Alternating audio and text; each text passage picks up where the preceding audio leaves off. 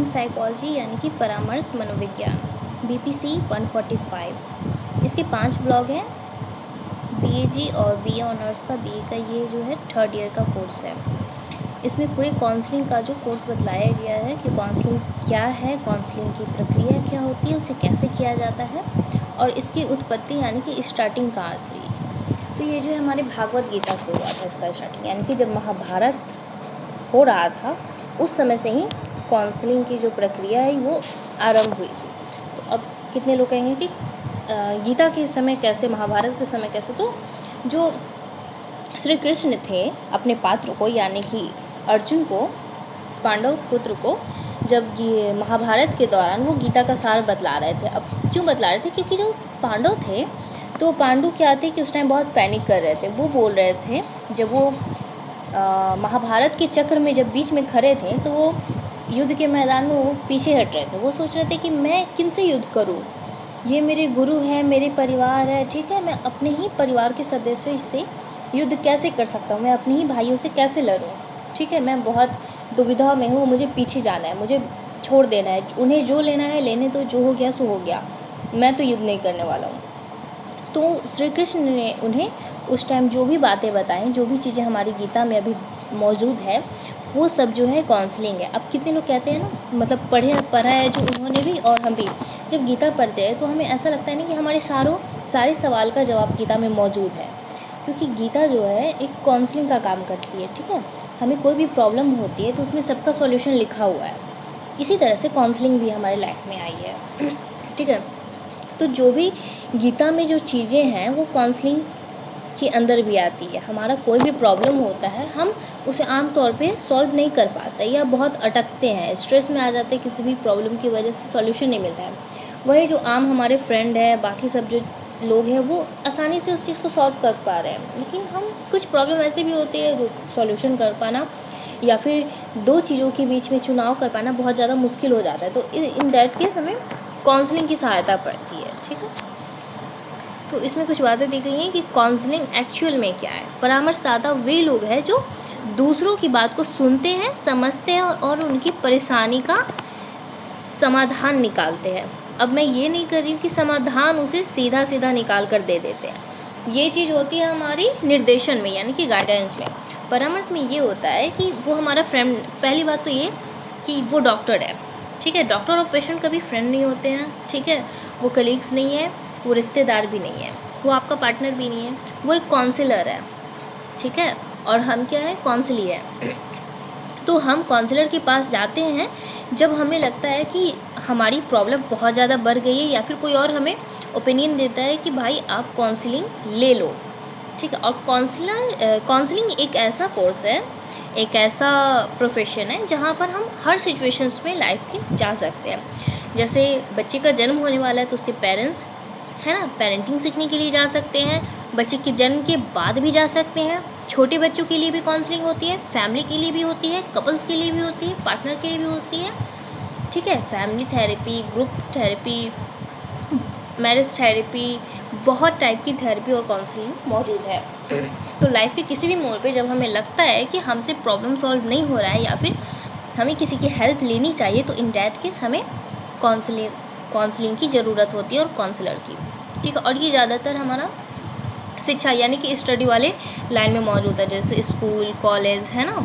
Medical college में भी available होता है काउंसलिंग। जब कोई ज़्यादा डिप्रेस हो जाता है या फिर समझ नहीं पाता है कि क्या करना है, या कोई कोर्स लेना है, कोई सब्जेक्ट लेना है, तो हम उसमें कन्फ्यूज हो जाते हैं कि हम हिस्ट्री लें या फिर साइकोलॉजी लें या सोशियोलॉजी लें, है ना। 2-3 में कन्फ्यूज हो जाते हैं। तो इन दैट केस वो हमारे एबिलिटी के बेस पे हमें जज नहीं करता है, हमें खुद कंक्लूज़न निकालने के लिए वो सुझाव देता है। मतलब जैसे हम बहुत सारी बातें करेंगे एक दूसरे से, ठीक है, चीज़ें शेयर करेंगे, अपनी पर्सनल चीज़ें भी हम जब काउंसलर को बताएंगे तो धीरे धीरे हमें खुद माइंड हमारा खुलने लगेगा। हमें बोलेंगे कि नहीं, ये जो चीज़ें हैं ये हमको करना चाहिए और ये जो है ये हमारे लिए सही नहीं है। मतलब मेरा इंटरेस्ट इस काम पे है, मेरा इंटरेस्ट है डांसिंग में, पर मेरे पेरेंट्स बोल रहे हैं कि तुम टीचिंग लाइन में जाओ, ठीक है। तो इन दैट केस अगर मैं टीचिंग लाइन में जा रही हूँ तो फिर क्या होगा कि कुछ टाइम के लिए मैं हैप्पी रहूँगी या फिर उस लाइन में मैं अच्छा परफॉर्म नहीं कर पाऊँगी। तो इन दोनों के बीच में मुझे क्या करना चाहिए, क्या नहीं करना चाहिए, क्या बेस्ट है, अभी के लिए मुझे क्या लेना है और ये फ्यूचर में मुझे क्या फ़ायदा देगा, इन सब चीज़ों के बारे में हमारी काउंसलिंग बतलाता है। ठीक है, क्लाइंट को क्लाइंट की समस्याओं का समाधान करें, तो वही बात है, ये एक प्रोफेशन है। ठीक है, परामर्श एक व्यक्ति की दूसरे व्यक्ति से सीधी बातचीत की ऐसी स्थिति जिसमें अन्य द्वारा उसमें निहित प्रशिक्षण, कौशल या आत्मविश्वास के कारण एक व्यक्ति समस्याओं का सामना करने, समझने, स्पष्ट करने और हल करने और समायोजन समाधान करने में परेशान रहता है, तो उसमें काउंसलर जो है उसकी मदद करता है। ठीक है, परामर्श ऐसा स्नेही सुरक्षित, मतलब ये सुरक्षित कैसे है कि जब हम अपनी बातें अगर हम अपने फ्रेंड को या कलीग्स को, पार्टनर को बतलाते हैं, तो वो कहीं ना कहीं हमारे अंदर डर होता है कि हमारी बातें जो है लीक हो जाएंगी। ठीक है, इधर से उधर फैल सकती हैं, हम अफवाहें उड़ेंगी या हमारा मजाक बनाया जाएगा। ठीक है, हमारे सिचुएशन का, हमारी फीलिंग्स का मजाक बनाया जाएगा। लेकिन काउंसलिंग में ऐसा नहीं होता है। काउंसलर जो होते हैं वो पहले अपनी काउंसलिंग को, यानी कि जो सेवा लेने आए हैं सेवार्थी, ठीक है, वो हमें ये असंतुष्ट करते हैं, हमें संतुष्टि दिलाते हैं कि भाई देखो, तुम जो मुझे बतलाओगे वो मेरे तक ही सीमित रहेगा और आपके तक ही। अगर जब तक आप नहीं चाहोगे कि मैं किसी और को बताऊं, इनफैक्ट आपके फैमिली मेम्बर तक भी ये बात नहीं पहुंचेगी। जो भी डेटा आप मुझे दे रहे हैं, जो भी चीज़ें आप मुझे बतला रहे हैं, वो मेरे तक ही रहेंगी। ठीक है, तो इसलिए परामर्श जो है एक सुरक्षित कोर्स भी है। ठीक है, सुरक्षित चीज़ भी है कि ऐसे अदर डॉक्टर तो आपके फैमिली को भी बताता है कि आपको कोई सीरियस इलनेस होता है तो बताते हैं ना कि इसको खतरा है या इनसे आप लोग को भी खतरा हो सकता है, इस बीमारी से बच कर रहो, है ना। लेकिन काउंसलिंग में ऐसा नहीं होता है। जब तक क्लाइंट नहीं चाहेगा तब तक उसकी बातें उसके फैमिली मेम्बर तक भी नहीं पहुंचेगी। ठीक है, और ये क्या है कि ये हमारा पास्ट से जुड़ा हुआ नहीं रहता है, इसमें बतलाएंगे। निर्देशन, मनोचिकित्सा और परामर्श, तो इन तीनों के बीच डिफरेंस बताया गया। अच्छा, निर्देशन का मतलब होता है गाइडेंस। ठीक है, कि इसमें क्या होता है कि हमको कोई जब गाइड करता है ना, तो क्या करता है कि वो सीधे हमको सॉल्यूशन दे देता है कि तुम जिस ट्रैक पर जा रहे हो, जिस लाइन पर जा रहे हो, यहाँ पे तुमको ये प्रॉब्लम हो रही है, तुम सीधा ये लेफ़्ट वाला लाइन ले लो, यहाँ से सीधा तुमको तुम्हारा घर मिल जाएगा। ठीक है, डायरेक्ट बतला देता है ये। और ये मतलब इसमें थोड़ा सा और देख लेते हैं। निर्देशन को आमतौर पर परामर्श के समानार्थी, इनको दोनों को सेम माना गया। निर्देशन और काउंसलर को सेम समझा जाता है समटाइम, बट ये दोनों एकदम अलग अलग चीज़ें हैं। ठीक है, निर्देशन को एक व्यापक संकल्पना के रूप में लिया जा सकता है जिसमें व्यक्तिगत सामाजिक विकास, करियर विकास और समायोजन में सहायता करने वाली सेवाओं का बड़ा और विविध समूह शामिल है। निर्देशन दो असमान के बीच संबंध है जिसका निहितार्थ है कि परामर्शदाता क्लाइंट की दुविधा, जैसे करियर चुनने के बारे में, है ना, परामर्शदाता क्लाइंट की जो परेशानी होती है, उनकी पर्सनल चीज़ें हो या है ना प्रोफेशनल चीज़ें, उसमें हेल्प करता है। या आमने सामने एक व्यक्ति से दूसरे व्यक्ति से संवाद के रूप में किया जाता है, जहाँ क्लाइंट द्वारा परामर्शदाता की आवश्यकता जांच पड़ताल का उत्तर दिया जाता है। निर्देशन जो है कुल मिलाकर ऐसे स्कूल या कॉलेज या कार्यक्रम जैसे संगठनों में किया जाता है जहाँ छात्र, शिक्षकों, अभिभावकों, इन सब की सहायता प्रदान की जाती है। जबकि परामर्श एक ऐसी प्रक्रिया है जिसमें चुनौतीपूर्ण स्थिति का सामना करने वाले व्यक्ति को आमतौर पर निजी चर्चा के माध्यम से सहायता की आवश्यकता होती है। लोगों की सहायता करने वाले निर्देशन केंद्र यह चुनते हैं कि उनके लिए सबसे मूल्यवान क्या है। ठीक है, जैसा भी हमने कहा कि जो हमको गाइड करता है वो सीधे हमको रिजल्ट देता है कि हाँ इम्पोर्टेंट क्या है, आपको वही काम करना चाहिए। निर्देशन मुख्यतः जानकारी प्रदान करना है। परामर्श प्रकृति के मुख्यतः परिवर्तन उन्मुख और उपचारात्मक है। अब आता है मनोचिकित्सा, यानी जो भी हमारे मेंटल इलनेस होती हैं, डिसऑर्डर्स होती है, उनसे काउंसलिंग कैसे अलग है। तो मनोचिकित्सा में आमतौर पे क्या होता है कि हम अपने पास्ट से रिलेटेड चीज़ें जानते हैं, जैसे कि PTSD हो गया, post traumatic stress disorder, OCD हो गया, जनरलाइज एंजाइटी हो गया, आपका डिप्रेशन हो गया। तो इसमें क्या होता है कि हमारे पास्ट इवेंट से जुड़ा होता है। जैसे PTSD नाम ही है, पोस्ट ट्रॉमेटिक स्ट्रेस डिसऑर्डर, तो ये हमारा एक हफ्ते पहले जो हमारे साथ कोई दुर्घटना हुई थी या 4 महीने पहले जो हुई थी, एक्सीडेंट हुआ था, तो उस एक्सीडेंट को याद करके हम आज भी स्ट्रेस में हैं, उसका जिक्र करते हैं या उसको सपना भी देख लेते हैं, उस बारे में किसी से बात भी करते हैं ना, तो हम सेम फियर, सेम एंजाइटी अभी भी महसूस करते हैं, उसी तरह का डर होता है। तो ये हमारे पास्ट का इवेंट था जो हमारे प्रेजेंट को भी इफ़ेक्ट कर रहा है। तो अगर हमको मेंटल इलनेस के बारे में मनोचिकित्सा के पास हम जाएंगे तो हमारे पास्ट को पहले खंगालता है, ठीक है, कि पास्ट में आखिर ऐसा क्या हुआ था कि हमारा प्रेजेंट ऐसा है, हम ऐसे बिहेव कर रहे हैं, ठीक है। पर काउंसलिंग में ऐसा नहीं है, वही चीज़ इसमें बतलाया गया है कि ये कैसे एक दूसरे से अलग है। और इसमें क्या होता है कि ये अधिकतर है ना, जैसे हॉस्पिटल वगैरह होता है ना, क्लिनिक, तो मेडिकल लाइन की तरह ही मनोचिकित्सा भी होता है। ऐसा ये तो एक ऐसे ही डॉक्टरी का ये है, जैसे फिजिकल इलनेस हमें होता है, ठीक है, उसी तरह से मेंटल इलनेस भी होता है। तो ये एक जो है कि ये हमारा जो है डॉक्टरों के ग्रुप में होता है, ठीक है। तो ये इस हिसाब से भी काउंसलिंग से अलग है, और काउंसलिंग तो उसको थोड़ा आगे पढ़ेंगे। और ये एक मनोचिकित्सा है जो 6 महीने से 2 साल तक की अवधि चलती है इसकी। 20 से 40 इसके सेक्शन चलते हैं, और समटाइम्स इससे लंबे भी होते हैं। कभी कभार सीरियस इलनेस जब होते हैं तो लाइफ टाइम भी चलते हैं मेडिसिन वगैरह, ठीक है। और ये ज़्यादा सीरियल जैसे कि और परामर्श जो हो गया हमारा डे टू डे लाइफ के लिए भी ज़रूरी होता है, ठीक है। जैसे हमारी दिनचर्या में बहुत ज़्यादा प्रॉब्लम हो रही है तो उसमें भी हमको काउंसलिंग लेना चाहिए अपने टाइम को मैनेज करने के लिए, बहुत सारी चीज़ों को। या किसी ग्रुप में हैं, किसी संगठन में हम जहाँ जॉब कर रहे हैं वहाँ हमें परेशानी हो रही है, हम एडजस्ट नहीं कर पा रहे हैं, तो इन डैट केस भी हमें ज़रूरत होती है। फैमिली रिलेशन या मैरिज लाइफ अभी स्टार्ट हुई है, उसमें प्रॉब्लम हो रही है, तो वहाँ भी हमको ये क्या करती है कि बहुत हेल्प करती हैं, ठीक है। और शादी के पहले तो काउंसलिंग लेनी ही चाहिए, और बेबी जब हम प्लान करते हैं उस टाइम भी हमें एक बार काउंसलिंग लेनी चाहिए। और जब अपने बच्चे के फ्यूचर में जाते हैं, उनका करियर, तो उस टाइम भी लेना चाहिए, बहुत ज़रूरी हो जाता है। क्योंकि कभी कभी हम लाइफ में ना लगता है हमें कि हम डिसीजन सही ले रहे हैं, पर एक्चुअल में हम लेते नहीं, जो कि बाद में कुछ टाइम बाद हमें परेशानी होती है। तो इन डैट केस हमें ले लेना चाहिए काउंसलिंग। नॉर्मल भी ले सकते हैं, इसमें कोई इशू नहीं है। ये जो है ये हमारा साइकोलॉजिकल डिसऑर्डर टाइप का नहीं, काउंसलिंग है, बेसिक चीज़ है, ठीक है। जैसे हम जैसे हम प्राइमरी स्कूल जाते हैं, सपोज़ हम जैसे प्री स्कूल जाते हैं ना, उसके बाद हम किसी स्कूल में एडमिशन लेते हैं, ठीक है। आंगनबाड़ी जाते हैं उसके बाद, तो आंगनबाड़ी में क्या किया जाता है, हमें उठने बैठने का तरीका सिखलाया जाता है, ठीक है। थोड़ा सा घर से डिस्टेंस बनाना है ना, लोगों के साथ कैसे घुलना मिला, ये सिखाया जाता है। उसके बाद हमें स्कूल में एडमिशन दिया जाता है, ठीक है। उसी तरह से काउंसलिंग है, बेसिक चीज़ें हैं जो लाइफ के लिए ज़रूरी होती है। और ये कभी कभी जैसे कोई मादक पदार्थ यानी कि चाय कॉफ़ी का ज़्यादा सेवन कर रहा है, नशीली चीज़ें, दारू शराब पी रहा है ना, ड्रग्स एडिक्टेड है, इन सब चीज़ों में एक सेटअप बनाया जाता है लाइफ से रिलेटेड जो भी प्रॉब्लम होती है। और जब सीरियस इलनेस हो जाता है, जैसे मतलब थोड़ी मोड़ी चीज़ें स्टार्ट हो रही है तो काउंसलिंग के थ्रू हम बंद कर सकते हैं, लेकिन यही जब चीज़ें ज़्यादा सीरियस हो जाती है तो वो मेंटल इलनेस का रूप ले लेती है, ठीक है, मानसिक बीमारी का रूप ले लेती है। इन दैट केस हमको मनोचिकित्सक की ज़रूरत होती है। अब परामर्श की मतलब ये लमसम 6 महीने 2 महीने तक हो जाता है हमारा। 8 से 10 से 12 सेक्शन होते हैं इसके हमारे। और ये परामर्श पेशेवर है, यानी कि ये पैसे के ऊपर डिपेंड करता है, मतलब हम जितना चाहे उतना चार्ज कर सकते हैं। यानी कि जो एक काउंसलर है वो अपने हिसाब से चार्ज कर सकता है, इसमें कुछ फिक्स नहीं है कि आपको ये देना है ये देना है, तो ठीक है, एक जॉब की तरह है। यह व्यक्तिगत स्तर के साथ साथ परिवार और समूह स्तरों पर चिंताओं का समाधान करता है। जैसे हम पर्सनल कोई प्रॉब्लम है उसके लिए भी काउंसलिंग ले सकते हैं।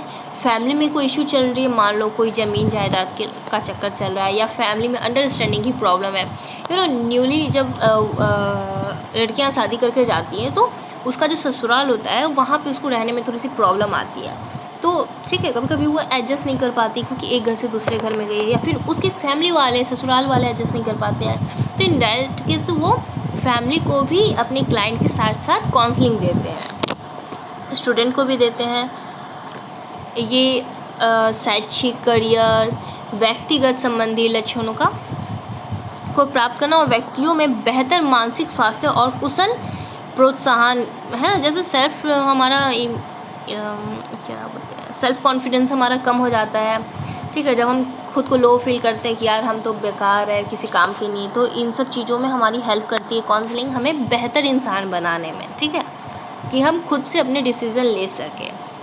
क्लाइंट और परामर्शदाता के बीच संबंध है जो व्यावसायिक पर मतलब क्लाइंट जो है और जो काउंसलर है वो दोनों आपसी उनका रिलेशन नहीं है, फैमिली मेम्बर नहीं है, कलीग्स नहीं है, रिश्तेदार नहीं है, ठीक है। बस क्लाइंट है और उनके डॉक्टर है, इतना ही उनका रिलेशन है। और इसी के बाद उनका रिलेशन ख़त्म हो जाएगा। वो तब तक है जब तक कि क्लाइंट आपका पूरी तरह ठीक नहीं हो जा रहा है, उसके बाद बस। मतलब कभी कभी ऐसा होता है ना कि क्लाइंट आपको फ्रेंड मान लेते हैं काउंसलर को, तो ऐसा कुछ रिलेशन हमको वहाँ पर नहीं दिखलाना है, ऐसा कुछ सामने वाले को फील नहीं कराना है। अगर वो आपको एज अ फ्रेंड समझ रहा है तो हो सकता है कि थोड़ा ज़्यादा फ्रेंकली हो जाए, है ना, फ्रेंडली हो जाए, या फिर ज़्यादा थोड़ा ओवर बोल जाए। तो इन सब चीज़ों की बातों को ध्यान में रखते हुए हमें वो जो हमारा रेखा होता है उस लक्ष्मण रेखा को पार नहीं करना है, दोनों को, क्लाइंट और परामर्शदाताओं को। परामर्श प्रक्रिया क्लाइंट को मजबूत करती है और व्यक्तिगत विकास, मानसिक विकास, शारीरिक विकास, है ना, रिश्ते जैसे फैमिली मेम्बर हो गए, पार्टनर हो गए, इन सब के रिलेशन को स्ट्रॉन्ग बनाती है, ठीक है। तो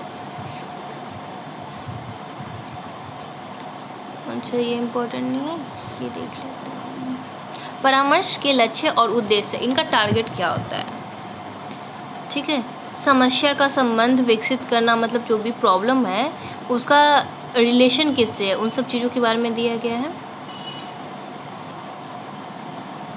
देखो, व्यवहार परिवर्तन सुगम बनाना, जैसे बिहेवियर है, जो क्लाइंट है परेशान है तभी तो हमारे पास आया है, तो उसका बिहेवियर क्यों ऐसा है उसको सही करना, उस पर ध्यान देना। समस्या हल करना, परामर्श का उद्देश्य उन समस्याओं को हल करना है जिनके संबंध में क्लाइंट परामर्श के लिए आए थे, ठीक है। इस तरह मतलब जो भी उसकी प्रॉब्लम है उसका समाधान निकालना। समायोजी कौशल बढ़ाना, परामर्श का एक अन्य प्रासंगिक पहलू है। क्लाइंट्स के समायोजी तंत्रों को सुदृढ़ करना है ताकि वे प्रभावी रणनीतियों का उपयोग कर सकें। निर्णय प्रक्रिया को प्रोत्साहित करना, परामर्श में उपयोग की जाने वाली तकनीकें, विकल्प चुनने और समस्याओं को हल करने में लोगों की सहायता करनी है। क्लाइंट प्रभावी निर्णय लेना सीखता है, ठीक है, जैसे कि क्लाइंट जो है अच्छा निर्णय लेना सीखे खुद से, बिना किसी के हेल्प से। संबंध सुधारना, अंतर्वैयक्तिक के साथ साथ अंतरावैयक्तिक एनहांसमेंट पर काम किया जाना चाहिए। जैसे व्यक्ति का जो है बाहर का जो बनावटी शरीर है, यानी कि बाहर वो जो बिहेव करता है सोशल, यानी कि बाहर समाज के साथ जैसे वो बिहेव करता है, उसके साथ साथ उसके अंदर जो चल रहा है उन चीज़ों के बारे में भी ध्यान देने की ज़रूरत होती है। क्लाइंट क्षमता को सुगम बनाना, क्लाइंट जो है पहले जो एक्टिविटी करता था उसको अभी नहीं कर पा रहा है, तो हमको उसके उन सब चीज़ों पे भी, छोटी छोटी चीज़ों पे भी ध्यान देना पड़ता है कि क्लाइंट किस चीज़ को पहले बहुत एक्साइटमेंट में करता था, बहुत खुश होता था उस काम को करके, और अभी वो नहीं कर पा रहा है, तो हम ऐसा उसको फिर से रियलाइज़ करवाएंगे कि उस काम में तुम्हारी खुशी थी तो तुम उस काम को कंटिन्यू रखो, ठीक है। सकारात्मक मानसिक स्वास्थ्य प्राप्त करना, परामर्श का उद्देश्य न केवल समस्याओं को ख़त्म करना है, उसका समाधान करना है, बल्कि यह व्यक्तियों के संसाधनों और सामर्थ्यों के विकास को उजागर करने से भी हो जाता है। परामर्श का महत्वपूर्ण लक्ष्य सकारात्मक भावनाओं, मानसिक स्वास्थ्य और कुशल श्रम को बढ़ावा देना है, ठीक है। मतलब क्लाइंट के अंदर जो भी नेगेटिव चीज़ें थी, नेगेटिव थॉट थे, उनको निकाल करके बाहर फेंकना और उसमें पॉजिटिव चीज़ें भरना, ठीक है। अच्छा, प्रभावी परामर्शदाता के व्यक्तिगत गुण, तो जो अच्छा खासा जो काउंसलिंग करते हैं तो उनमें कुछ गुण भी होना चाहिए। जैसे नॉर्मली तो हम भी, आप भी हैं, तो हम लोग थोड़ी मेरी काउंसलिंग जानते हैं, ठीक है। हाँ, आपसे 2 पॉइंट में ज़्यादा जानती हूँ, लेकिन मैं प्रोफेशनल तो नहीं हूँ इस चीज़ में।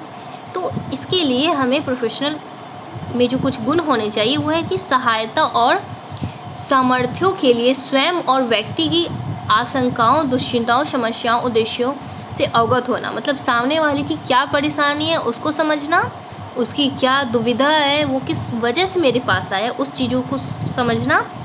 वरिष्ठ पेशेवरों से पर्यवेक्षण प्राप्त करने के लिए तैयार रहना। अत्यधिक परीक्षणों के उपयोग से बचना, मतलब ज़्यादा परीक्षण भी नहीं करना, ज़्यादा उसका टेस्ट ही नहीं लेना है ताकि वो भाग ही जाए एकदम से, बिलीव ही नहीं हो, उसको लगेगा कि आपको जानते ही नहीं हो, बस एग्ज़ाम पे एग्ज़ाम लिए जा रहे हो, टेस्ट पे टेस्ट करे जा रहे हो, ठीक है। नैतिक दुविधा का सामना करने पर इस क्षेत्र में अन्य पेशेवरों से परामर्श लेना, ठीक है। कुछ अगर आपको जब काउंसलर को कुछ प्रॉब्लम होती है तो वो अन्य काउंसलर से सॉल्यूशन ले सकता है, मतलब बातचीत कर सकता है, थोड़ी मोड़ी नॉलेज ले सकता है, कुछ पॉइंट सुन के भी ले सकता है, तो उनको अगर लगे कि अगर मेरे से बात नहीं बन रहा है तो थोड़ा सा वो दूसरे काउंसलर की भी हेल्प ले सकता है, बट नौसिखिए से नहीं, जो उसमें अच्छे खासे ट्रेंड है उनसे। परामर्श और इसके अभ्यास में नैतिक सिद्धांतों से परिचित होना, कि मतलब कौन से सिद्धांत कहाँ लागू होंगे, परामर्श की क्या रूल्स है, ये सब चीज़ें। परामर्श की विभिन्न क्षेत्रों में सेवा प्रदान करने में अपनी सीमाओं और विशेषज्ञता से अवगत होना, और क्लाइंट को उपयुक्त पेशेवरों को रेफर करना। ठीक है, अगर उनसे क्लाइंट हैंडल नहीं हो पा रहा है और अगर लग रहा है कि क्लाइंट का जो प्रॉब्लम है वो थोड़ा सीरियस है या फिर मेंटल इलनेस की ओर जा रहा है वो, तो उसको क्या है कि दूसरे काउंसलर या फिर जिस चीज़ की क्लाइंट को नीड है वहाँ पे उसको रेफ़र करना, भेज देना। ठीक है, और मतलब किसी भी तरह से अगर वो आपके पास आया तो आप उसकी हेल्प करोगे, ये आपकी रिस्पॉन्सिबिलिटी बनती है।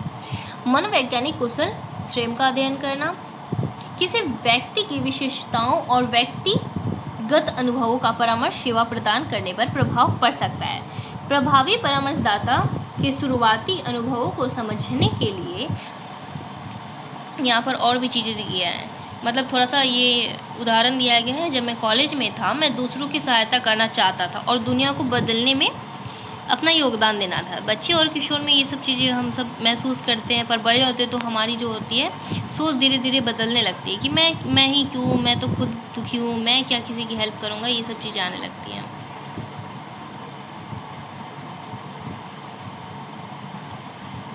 अच्छा,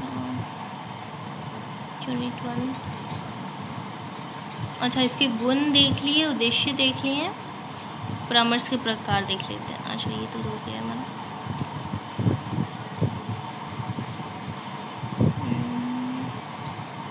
हाँ, ये रहा।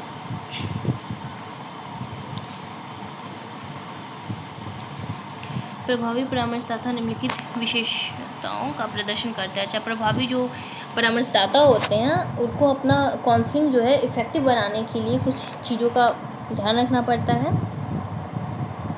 वे जीवन से क्या चाहते हैं और वे क्या बनने में सक्षम है। जो उनके क्लाइंट है क्या चाहते हैं अपनी लाइफ से और क्या बनने में सक्षम है, इन चीज़ों का चुनाव करना। उच्च आत्म सम्मान, वे स्वयं ही स्वयं को सहायता देने और प्राप्त करने और अपने से प्रेम करने में सक्षम होते हैं। ठीक है, पर वो ये नहीं समझ पाते हैं कि हमको करना क्या है ना। कोई हमसे प्यार नहीं करता, कोई कैसे प्यार करेगा जब तक आप खुद से प्यार नहीं करोगे। ठीक है, मतलब वो कहते हैं ना कि नफ़रत करने के लिए भी पहले खुद के दिल को जलाना पड़ता है, तो वही चीज़ें हैं। परिवर्तन के प्रति अनुगामी, मतलब जो भी चेंजेस हो रही है लाइफ में या फिर उनके कैरियर में, तो उसको एक्सेप्ट करना पहले तो कि हाँ ये चीज़ें बदल रही है मेरी ज़िंदगी में। ठीक है, ये सब चीज़ें हो रही है, नई नई चीज़ें आ रही है, तो उसको पहले एक्सेप्ट करना, फिर उस पर ध्यान देना। जो चीज़ ज़रूरी है उसको सेम रहने देना और जो बदलने का ज़रूरत है उसको बदलना। जीवनोन्मुखी, वे मात्र जीवित रहने के बजाय अपने जीवन को पूरी तरह से जीते हैं। ठीक है, जो काउंसलर होते हैं अपने जीवन को जीने सिर्फ नॉर्मल तरीके से नहीं जीते हैं, उसको पूरी तरह से एंजॉय करते हैं। वास्तविक रहते हैं, वो ट्रांसपेरेंट रहते हैं, ईमानदार रहते हैं, ताकि जो उसके क्लाइंट हैं वो उन्हें अच्छे से समझे। उन्हें मुखौटा, मतलब ये नहीं समझे कि ये डबल रोल कर रहा है, ठीक है, या फिर मेरे सामने ऐसा है, मेरी बातें दूसरों को शेयर करेगा, इस टाइप का उनको नहीं महसूस कराना है। हास्यबोध, यानी कि जो भी आपको क्लाइंट बात बताया है, ये नहीं कि बात बात पे मुस्कुरा देना है या सर घुमा लेना है, इधर कर लेना है। ठीक है, उसकी बातों को उनको ऐसा नहीं महसूस कराना है कि उनका हम मजाक बना रहे हैं। ठीक है, सहानुभूति दिखलानी है। अपनी गलतियां स्वीकार करते हैं, वे अपनी गलतियां स्वीकार करते हैं और उन पर चिंतित होने के बजाय उन्हें सुधारते हैं। ठीक है, अगर हमसे कोई गलती हो जा रही है तो हम उसको इग्नोर नहीं कर सकते, उस पर सोचेंगे नहीं अरे बाप रे यार हमसे कैसे गलती हो गया, हम तो काउंसलर है। हाँ, नहीं, हमसे भी हो सकता है, इंसानी है ना, इंसानी काउंसलर होता है। तो हम उस गलतियों को सुधारेंगे, अपने परफॉर्मेंस को डेवलप करेंगे। आज में जीते हैं, मतलब कल क्या होगा, कल क्या हुआ उनको छोड़ो, अभी जो हो रहा है उसमें जियो। ठीक है, तो ये सब कुछ चीज़ें हैं। उत्साही, यानी कि हमेशा एक्साइटेड रहते हैं, उत्साह में रहते हैं, ताकि एनर्जेटिक रहेंगे तभी तो कोई क्लाइंट आएगा अपनी बातें शेयर करेगा। अब आप खुद ही मनहूस सा मुँह बनाकर बैठे हो तो क्लाइंट क्या सोचेगा, भाई ये तो खुद ही दुखी है, मेरा दुख सुन के कहीं खुद ही ना रो पड़े। ठीक है, तो इसलिए हमें हमेशा एनर्जेटिक रहना चाहिए, खुश रहना चाहिए, ताकि सामने वाले को महसूस हो कि भाई ये बहुत ही एक्साइटेड है, बहुत ही पॉजिटिव है, अगर मैं इसके पास रहूँ, अपनी बातें शेयर करूँ तो मेरे में भी ये चीज़ें, ये गुण आएंगी। संतुलन बनाने में सक्षम, मतलब सब चीज़ को इक्वल रखना, बराबर बनाए रखना। ये नहीं कि क्लाइंट आया अब उसके साथ हम हंस हंस के बात करें तो वो क्या सोचेगा कि इसमें मतलब इससे अच्छा तो मैं इसको गाइड कर दूं, है ना। तो एक जो होता है बैलेंस क्लाइंट और काउंसलर के बीच में होता है, वो बनाए रखना।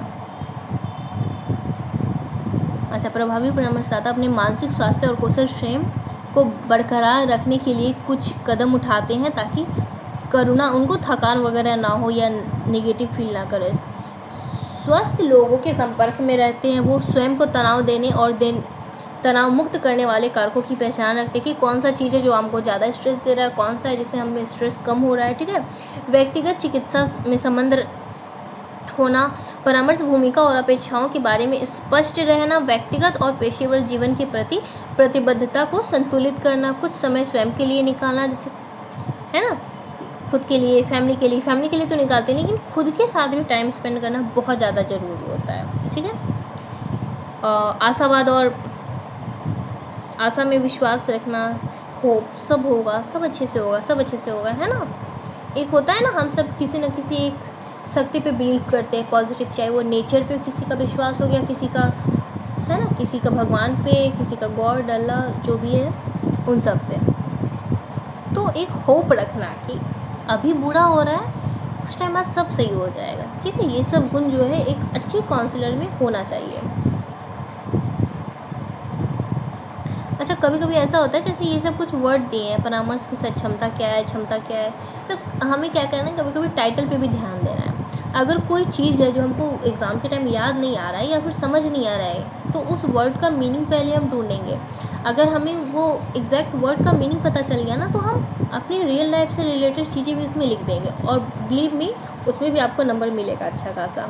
जैसे अब देखो, ये सब जो भी चीज़ें थे, जैसे गीता से निकल कर आया काउंसलिंग, तो कृष्ण जी ने पहले काउंसलिंग स्टार्ट की थी, ठीक है। तो ये सब चीज़ें कहाँ से आई, मतलब कहाँ, गीता पुराण से भी चीज़ें आ रही हैं हमारी किताब में, ठीक है। तो हम इन सब से, अब तो गीता पुराण में क्या क्या बताया गया था, किसी ने भागवत गीता भी पढ़ रखा होगा, और कुछ पॉइंट तो हमें महाभारत में कैसे क्या हुआ था ये सब तो हमें पता ही है, जैसे हम बचपन से ही देखते आ रहे हैं ये सब सीरियल। तो इन सब चीज़ों को हम लिख सकते हैं पॉइंट बना करके, ठीक है। तो छोटी छोटी चीज़ें इनको ध्यान में रखना। अच्छा, परामर्श के प्रकार, ये क्वेश्चन आपका आ सकता है, तो कितने सारे प्रकार होते हैं, किस किस टाइप के। अच्छा, जैसे मेडिकल होता है ना, फिजिकल, जब हमको फिजिकली डॉक्टर की जब बात करते हैं कि हमारे शरीर में कोई प्रॉब्लम होता है, तो हम बहुत सारे डॉक्टर होते हैं, जैसे ENT स्पेशलिस्ट हो गए, कार्डियोलॉजिस्ट हो गए, हार्ट के डॉक्टर, कैंसर स्पेशलिस्ट, सर्जन हो गए, है ना, जो सर्जन वगैरह करते हैं, ठीक है। स्किन स्पेशलिस्ट हो गए, जो एकदम स्किन को देखते हैं, डेंटिस्ट हो गए, बहुत सारे तरह तरह के डॉक्टर होते हैं। इसी तरह से हमारे काउंसलिंग भी बहुत सी अलग अलग टाइप के हैं। तो ये साइकोलॉजी में ही आते हैं, जैसे साइकोलॉजी का एक पार्ट है न्यूरोलॉजिस्ट, काउंसलिंग, है ना। तो इसमें परामर्श के बहुत सारे प्रकार हैं। ये बेसिकली ये है कि एक व्यवसाय कार्य है, ठीक है।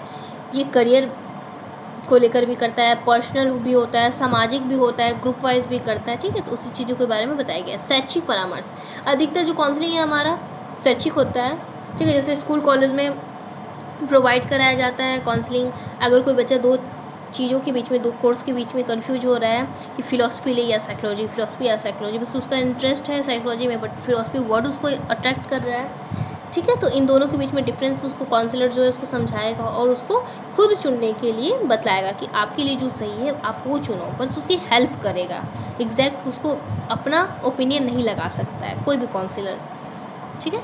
तो शैक्षिक परामर्श में ये सब चीज़ें होती है, माहौल क्रिएट करते हैं अच्छे से कि आपको जो भी आपकी प्रॉब्लम जो आ रही है दोनों सब्जेक्ट को चूज़ करने में, आप वो प्रॉब्लम को समझने की कोशिश करें, ये सब चीज़ें बतलाते हैं। व्यावसायिक निर्देशन और करियर परामर्श, तो हमारे जो काम में जो कुछ प्रॉब्लम आती है, जैसे कोई वर्कर्स हो गया, अपने जो भी उनका व्यवसाय है उसमें उनको प्रॉब्लम आ रही है, अच्छे से काम नहीं कर पा रही, या फिर उनको लग रहा है कि उनके जो बॉस है बहुत धौंस जमा रहे हैं, उनको बहुत इरिटेट कर रहे हैं, या फिर सारा काम का बोझ जो है उन्हीं पे है, उनके बॉस कुछ नहीं कर रहे, या अदर क्लाइंट कुछ नहीं कर रहे हैं, अदर जो उनके भी वर्कर्स है वो कुछ नहीं कर रहे हैं। तो इन सब केस में क्या होता है, हमारी काउंसलिंग बहुत ज़्यादा हेल्प करती है, हमारे काम की ग्रोथ में भी, हमारे पर्सनल ग्रोथ में भी करती है, और हमारे कंपनी की ग्रोथ में भी करती है, ठीक है।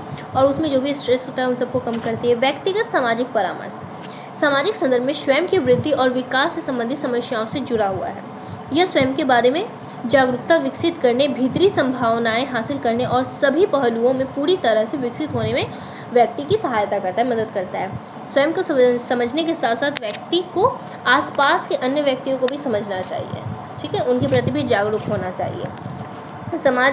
समाज का हेल्प भी करना, उनको समझना भी ज़रूरी है, क्योंकि मनुष्य एक सामाजिक प्राणी है, हमें समाज के साथ ही रहना, तो समाज की बारे में जानना और उनकी चीज़ों को समझना भी। और जैसे धर्म हो गया, जाति हो गया, भेदभाव, तो ये सब चीज़ें समाज में इस स्टार्टिंग से चली आ रही हैं। तो इन सब चीज़ों को, छोटी छोटी चीज़ों को लेकर हम ज़्यादा टेंशन नहीं ले सकते। हाँ, हम कर ये सकते हैं कि अपनी तरफ से थोड़ा ये कर सकते हैं कि हम हेल्प कर सकते हैं, जाति भेदभाव नहीं कर सकते हैं। अब दूसरे क्या कर रहे हैं तो हम उनको बस समझा सकते हैं, मार पीट के हम करवा थोड़ी सकते हैं अपने हिसाब से। फिर आता है विकासात्मक यानी डेवलपमेंट। तो ये पर्सनल भी होता है, ग्रुप वाइज भी होता है, सामाजिक भी होता है, वही चीज़ें हैं। परामर्श पूरे जीवन काल में व्यक्ति के साथ जुड़ा रहता है। जैसा मैंने स्टार्टिंग में बताया, बच्चे के जन्म से लेकर लास्ट समय तक, ठीक है। यह विभिन्न विकासात्मक चरणों से संबंधित समस्याओं और चिंताओं से निपटने में हमारी मदद करता है, ताकि व्यक्ति इन चुनौतियों से निपटने में सक्षम हो। जैसे मैंने बताया कि मैरिज के बाद जो होती है लड़कियां, उनको एडजस्ट करने में थोड़ी सी प्रॉब्लम होती है, और अगर जॉब करती हो उसके बाद उसकी शादी हो और वो शादी के साथ साथ जॉब भी संभाल रही हो, तब थोड़ी ज़्यादा प्रॉब्लम आ जाती है, ठीक है। तो इन सब चीज़ों में हमें काउंसलिंग की ज़रूरत होती है, इनके भी डेवलपमेंट काउंसलिंग होते हैं। सरलीकरण संबंधी इस तरह के परामर्श में सरलीकरण या चिंताओं और समस्याओं को स्पष्ट करने में क्लाइंट की सहायता करना, आत्मसमझ, है ना, स्वीकृति, ये सब चीज़ें, प्रोत्साहन बनाना कि तुम कर सकते हो, ठीक है, वैवाहिक समायोजन, अकादमिक, इन सब चीज़ों में, जैसे नई नौकरी लगी है तो आपको कैसे क्या करना है, इन सब चीज़ों में मदद करता है। संकट या चरम बिंदु बहुत सारी है, निवारक, ठीक है। तो 2-4 पॉइंट लिख सकते हो आप। परामर्श के प्रशिक्षण और पेशेवर पहलू,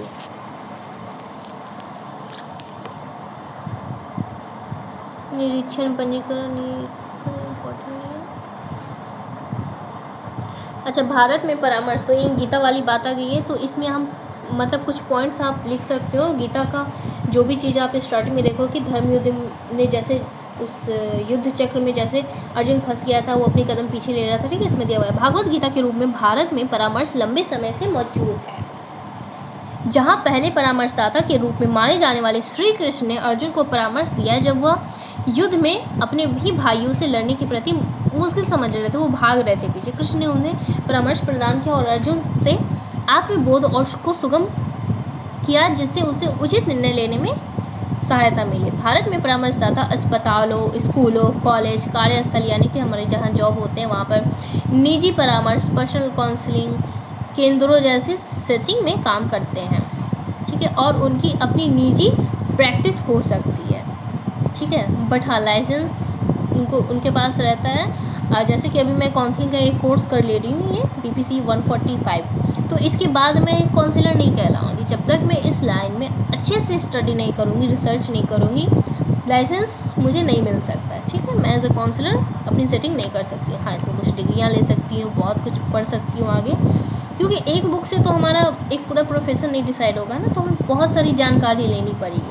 क्योंकि हम सिर्फ अपनी नहीं, दूसरों की भी प्रॉब्लम का सॉल्यूशन निकालना चाहते हैं, ठीक है, उसकी मदद करना चाहते हैं। तो कोई एक बुक पढ़ के तो वो खुद भी अपनी सॉल्यूशन निकाल सकता है, तो ऐसा नहीं होगा कि हम एक कोर्स करके हम एज ए काउंसलिंग स्टार्ट कर सकते हैं, ऐसा नहीं है, ठीक है। तो बहुत सारे कामों में ये आ सकता है। भारत में परामर्शदाताओं के अनुभवों को बेहतर ढंग से समझने में सक्षम होने के लिए हमें उन सांस्कृतिक संदर्भों को परखना जिनमें वे अभ्यास करते हैं, ठीक है। अगर हमें काउंसलिंग करना है तो जो भी चीज़ें हैं जिसमें वो रिसर्च करते हैं, प्रयास करते हैं, उन सब चीज़ों को समझना होगा।